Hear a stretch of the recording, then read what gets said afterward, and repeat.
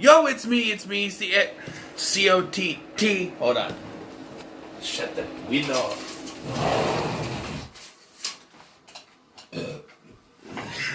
Yo, it's me, it's the S-C-O-T-T. It's time to continue. Time to continue the Tremors franchise with Tremors 2, Aftershocks. Alright. This movie's not that bad, actually. I've seen it before, of course. I think a lot of people will point out the character of Grady Hoover as sort of the why character in a film, but I think his character gets justified by the end of the film. So what's the story? The story here is now Val, Kevin Bacon's character, has gone on with Rhonda, and they're doing their own thing, and Earl has been left behind, and he got barely any money from the Graboid stuff other than a arcade game, which he could sell for a big amount of money and get money off of that. And he's also trying to breed two ostriches that I'm pretty sure are both male. So, I don't know how that's going to work. And he gets an offer from Senor Ortega to come to Mexico, because Graboids have shown up in Mexico. And so now he and Senor Ortega's taxi driver named Grady are now going to work together to take down the Graboids. However, they come across some problems, and so they need to get some backup in the form of Earl's old friend Burt Gummer, played once again by Michael Gross. And of course, they come across a new evolution in the Graboid chain. So, yeah. So there you go. That's the basic.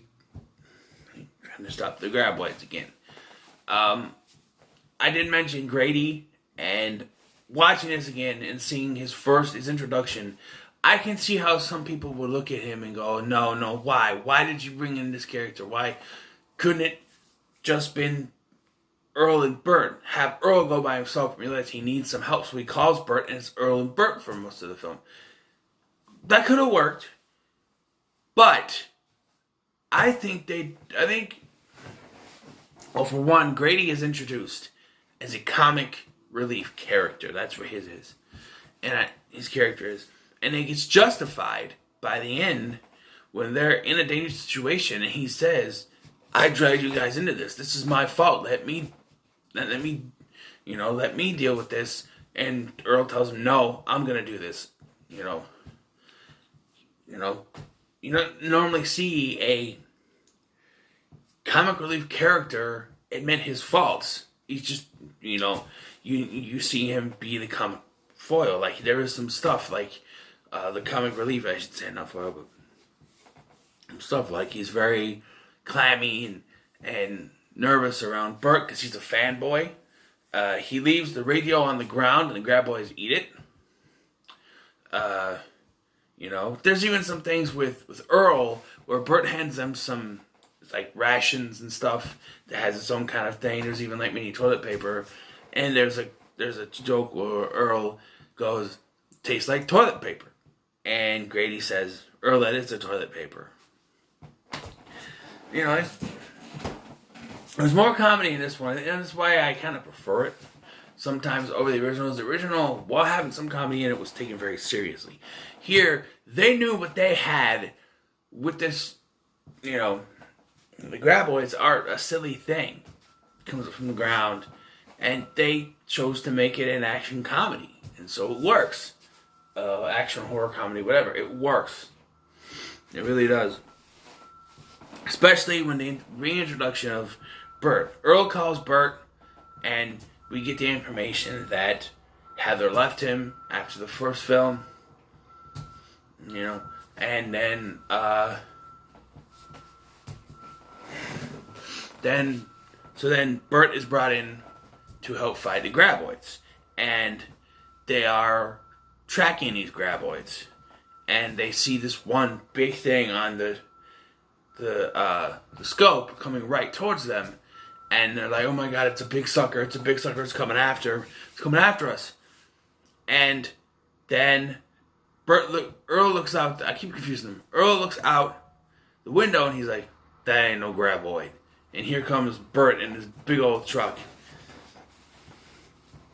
and he kind of embellishes Earl for only taking a small amount of explosives when the Mexican army was offering them whatever they needed. Bert had a whole freaking truck full. And yeah, I think the acting in this movie is pretty good. I think for comedy works. There's less horror than the first film, and it works to the extent they want it to. And the idea that there's more graboids than just in Perfection, which is where the first film took place, is a good idea. You know, spread it out.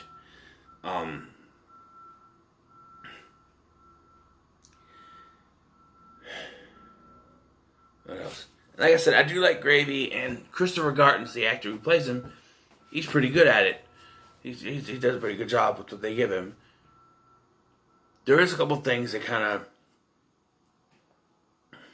So, the finale of this film feels tacked on, I think, just a little bit. So, they find out that these graboids are hatching into what will later be called shriekers, little things, and instead of sound being what they track is heat signatures. And they track it because they do the thing where Bert captures one, and then they stick a broom up, and it can't sense it. But when Earl sticks his hand up, it senses his hand because the heat signature. So that's what it is. They find out that feeding them makes them multiply. So when I say that the last act is like the big finale, it's like, oh, we need something big. Okay, so what do? So they trap a couple of... Bert traps a couple of them inside a warehouse. But it turns out that the warehouse is stocked with supplies. Food supplies, rice flour, and whatever's on Bert's truck. And... so they start to multiply, like a lot. So Earl has to go in and be sprayed down with carbon monoxide, carbon dioxide, whatever, the fire extinguisher to cool him down, and get bombs to blow it up. And so we get this big old explosion at the end.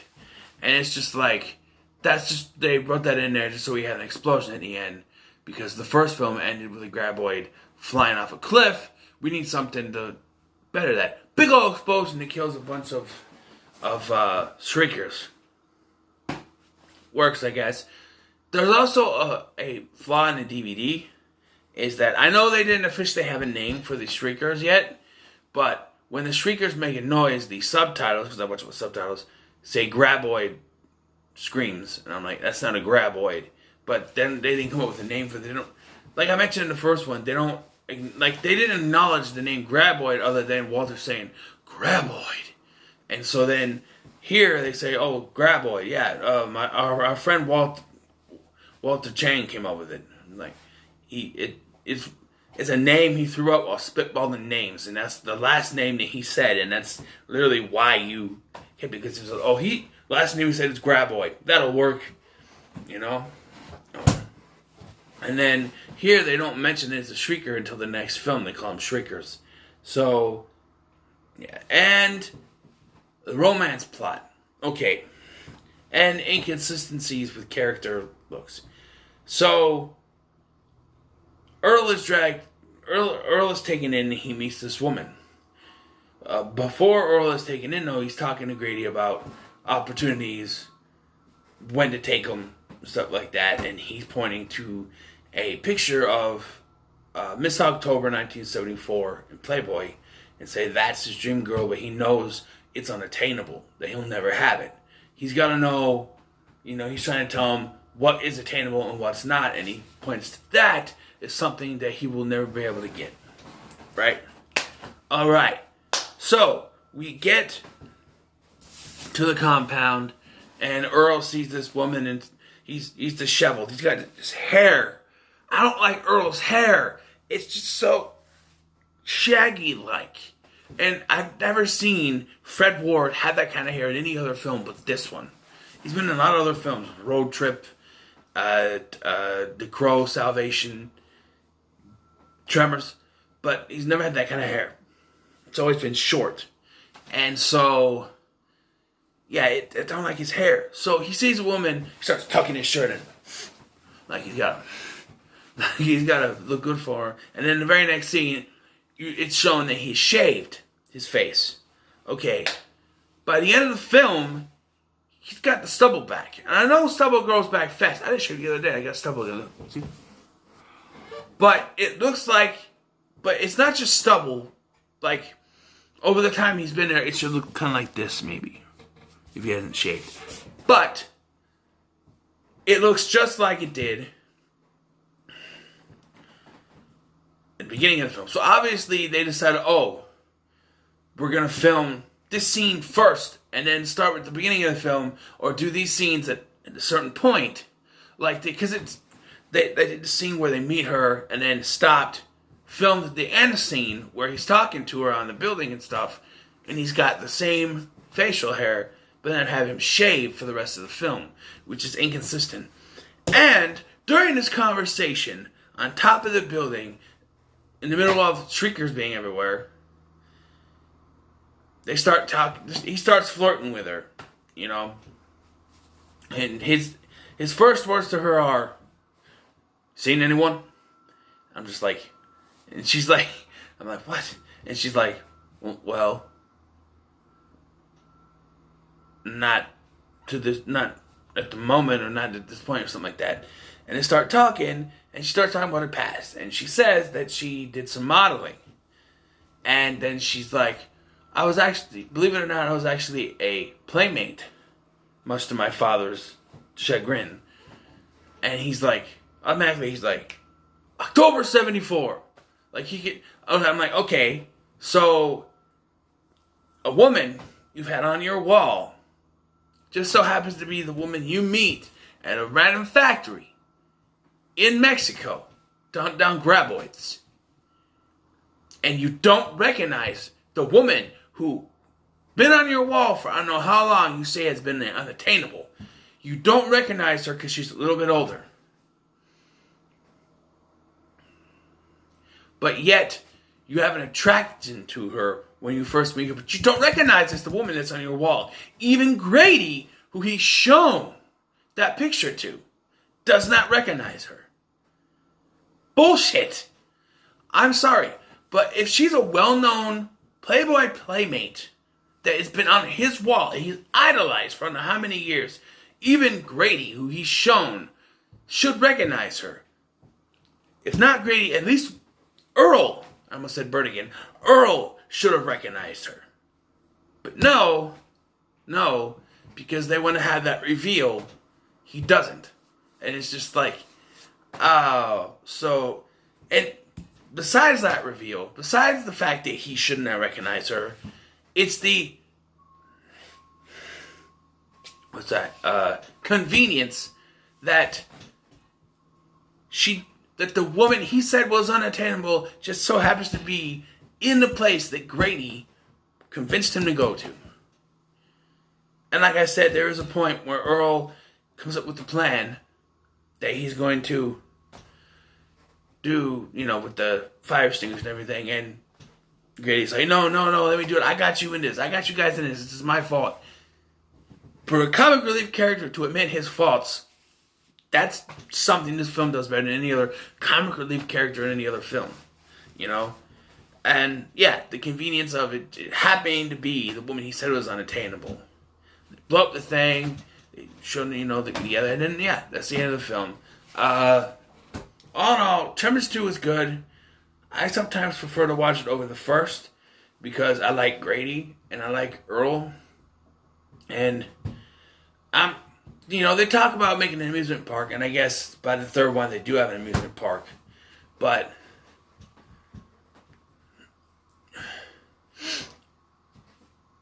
I understand Kevin Bacon became this big old star.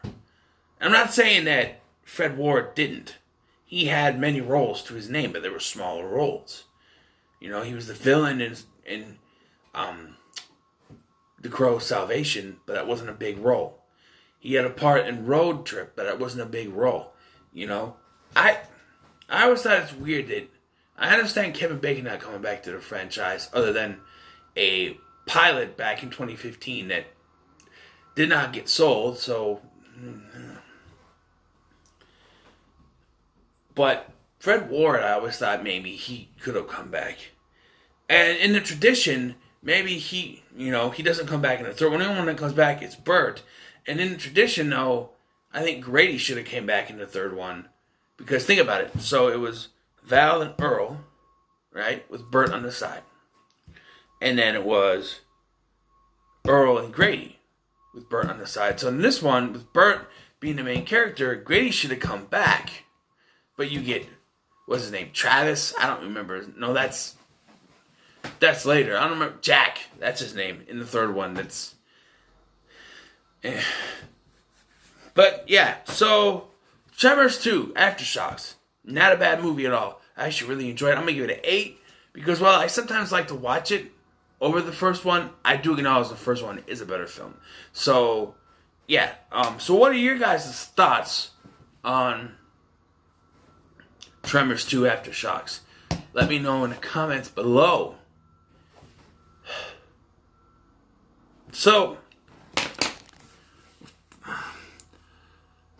okay, so I think I have stuff figured out, and other stuff happens. So, remember, for my Pick 10 horror, I did Poltergeist, and I said because Tubi has the sequels, I was gonna check them out.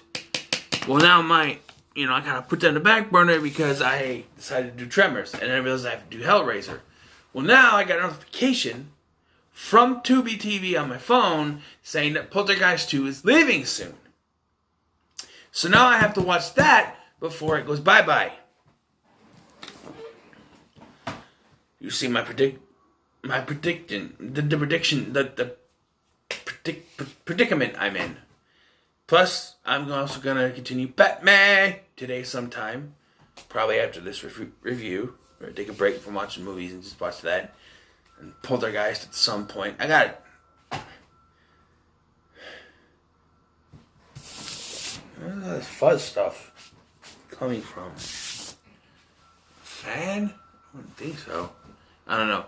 But yeah, like, share, and subscribe for more. I've been Scotty. I'll see you in the next one.